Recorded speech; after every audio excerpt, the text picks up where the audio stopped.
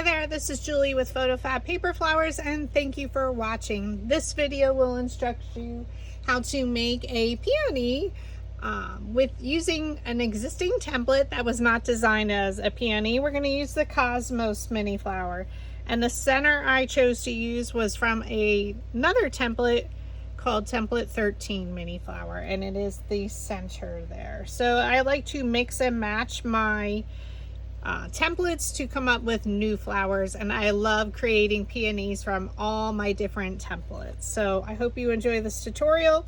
The sizes to create 2 different sizes are shown at the beginning of this video. They're also excuse me, linked in the description below, and they are available in my PhotoFab Paper Flower Makers group on Facebook. So to make a peony, we use a plastic half sphere mold or quilling mold. So I'm going to use 2 different sizes. For my smaller one, I'm going to use the 20 millimeter, and for my larger one, I'm going to use the 25 millimeter. So to determine which size that you're going to use, so the larger petals, you can go right up to the edge and press it in. So if I press it in, it's gonna get a nice shape to it, but I want it to be a little bit more curled. So I'm gonna go right up to the edge. I'm gonna press in with my thumb, and I'm gonna take one of my larger metal ball stylus tools, and we're going to roll in the center. So stir it, and it takes the shape of that half sphere mold. Okay, rotate it, go right up to the edge with your thumb, press it in with your opposite hand, and just roll. And it's going to get crinkly, and that's okay. So it takes the shape of that half sphere. Press it in and roll. I like to use the Cosmos as a peony just because it has 4 petals, and you can, excuse me, make it rather fast. Oh my goodness. And for the smaller size, I'm going to switch to a smaller metal ball stylus. We're going to switch to our 20 millimeter. So again, go right up to the edge where the petal meets the base, press it in with your thumb, and then come through with the second to smallest metal ball stylus and stir. So now it just took the shape of that half sphere, and it almost looks like a ladle or a spoon shape. Press it in and stir.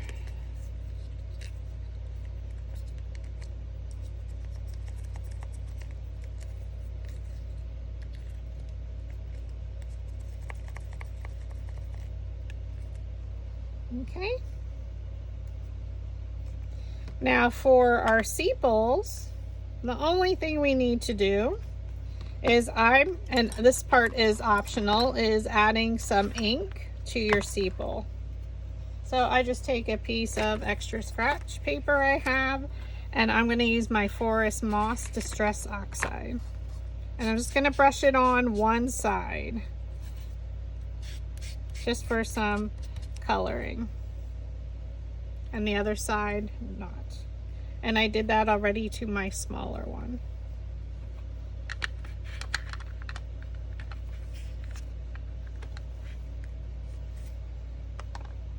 And then to style your sepals,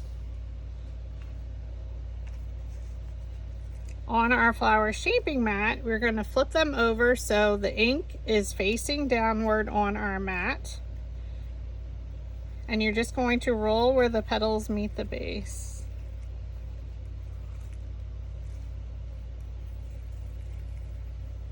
Hopefully you can see that. I just went right around in a circular motion, and it lifts them up. So the ink should be on the outside.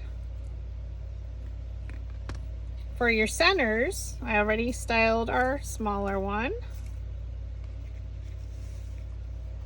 While it's still on my mat, I ink one side. I brushed ink on. So we're just going to do the exact same thing off our mat. I'm using a light beige color again to coordinate with the rose color, blush color that I used. I just brush it on. Again, inking, you can use just a solid color piece of cardstock, totally up to you.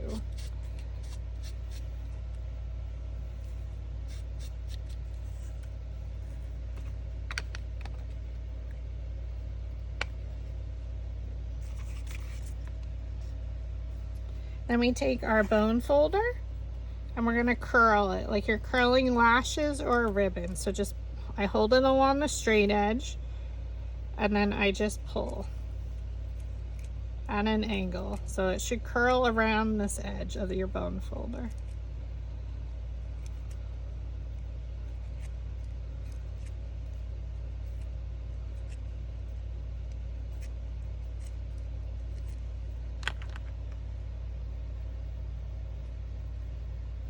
If you look at it from the side, it's all curled. So with the lashes facing towards you, you're going to take your slotted quilling tool, thread one end in. I like to thread my right side.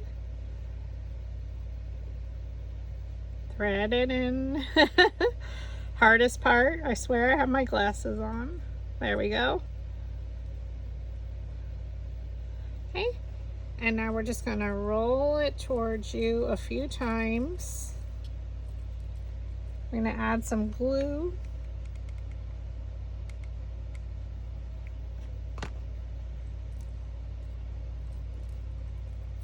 Now with my purchase of my templates, I do not provide the setup project because I want you to upload the individual file names that I provide so that way we can mix and match.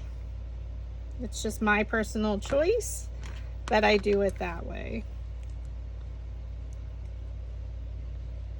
And now you can see we have a nice shape. I like to press down a little bit to give her a little bit more shape. And now I'm going to add, again for my project, some seedless preserves, Distress Oxide. And I'm just going to brush it on. And you can remove it from the slotted quilling tool at this point if you like. And then I'm going to add a little bit of ground espresso. These are my favorite color combinations, the Vintage Photo, ground espresso, and I'll use the purple seedless preserves, or sometimes I use picked raspberry.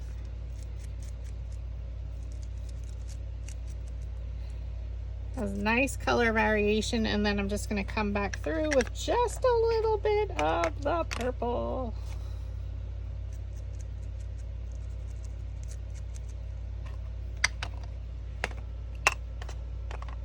I'm dropping things everywhere. Remove it from the slotted quilling tool and again press down. So we're going to assemble our larger peony first.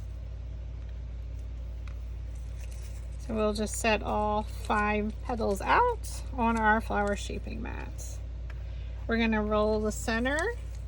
So try and keep your metal ball stylus perfectly vertical. Roll in a circular motion right where the petals meet the base. And it lifts them up. We're going to start with our center. So you're going to add glue to the bottom and around that straight edge.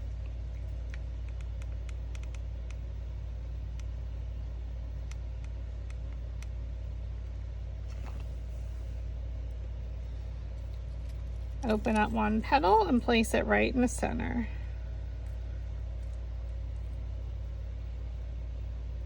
Okay, hold one petal, bring your petal up and around that center, and you're placing it in between. So this one will be slid right in front of the last petal, okay? And then I just press on the bottom just to make sure it's secure. Now we're reheating the same glue, so just be careful. Add your hot glue. I'm going to grab my next petal and I just turn it on an angle. You see these 2 petals. I'm going to take this petal and place it right in between. So it went in between these 2. Make sure you're even in the base. And then again, fold those petals up and around that center, making sure they're going one in front of the other.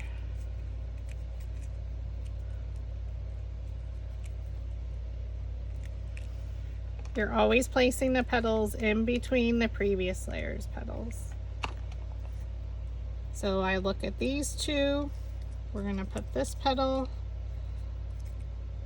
right there in between. Pull them up, and again they should now not tuck too much in between each.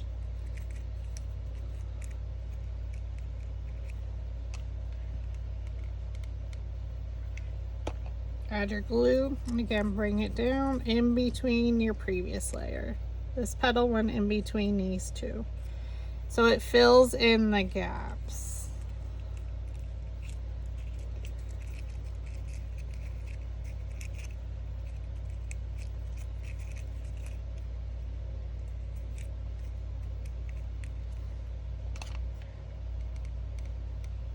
Add your glue, and then we're gonna add our last petal in between there to give it a nice rounder shape. Now we add glue to the inside of the sepal, and I do a little bit on those wider parts, and that's gonna hold my petal more like a peony bud. Flip it over. I'm going to place one of those petals right there in that open spot to go right up in through there. And there you have the peony bud. So we're just going to assemble our second one, our littler one, exactly the same way. You set out your petals. We already created our center. So we roll the center with our metal ball stylus on our flower sheathing mat. Lifts up those petals. So I'm going to add glue to the center and a little bit around the sides, and that's so it grabs the side of the peony. So I'm just going to open up one, place it right in the center, or as close to the center. Okay, place them one in front of the other around that center.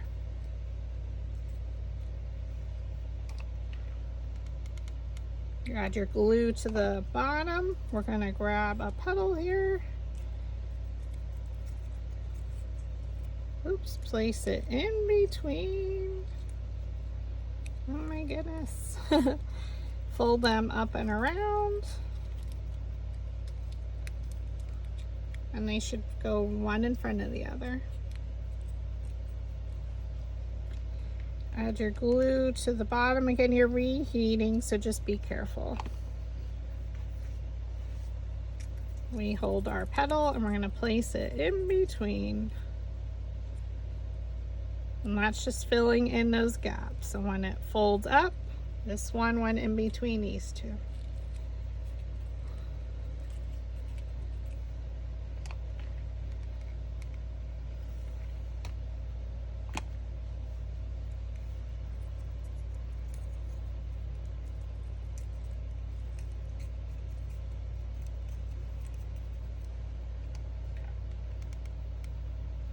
These are great for ornament sizes, also corsages. You could put this size in a boutonniere, also part of a larger peony arrangement as a bud, and also your 4-inch wood magnets.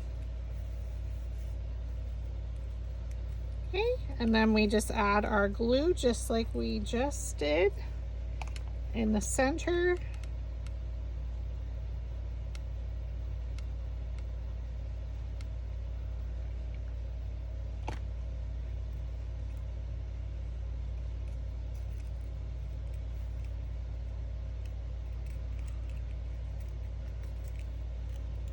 And there you have a tiny little peony bud, so 2 different sizes.